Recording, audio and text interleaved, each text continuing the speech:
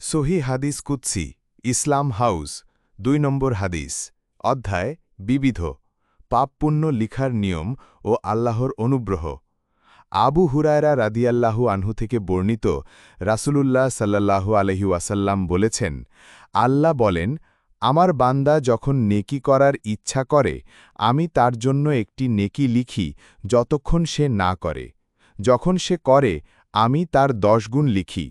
আর যখন সে পাপ করার ইচ্ছা করে আমি তার জন্য তা ক্ষমা করি যতক্ষণ সে না করে অতঃপর যখন সে তা করে তখন আমি তার সমান লিখি রাসূলুল্লাহ সাল্লাল্লাহু আলাইহি ওয়াসাল্লাম বলেন ফেরেশতারা বলে হে আমার রব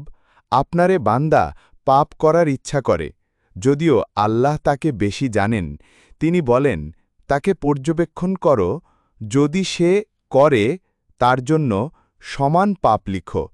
যদি সে ত্যাগ করে তার জন্য তার নেকি লিখো কারণ আমার জন্যই সে তা ত্যাগ করেছে মুসলিম হাদিসটি সহি এ মর্যাদা শুধু আল্লাহর ভয়ে পাপ ত্যাগকারীর জন্য হাদিসের মান সহি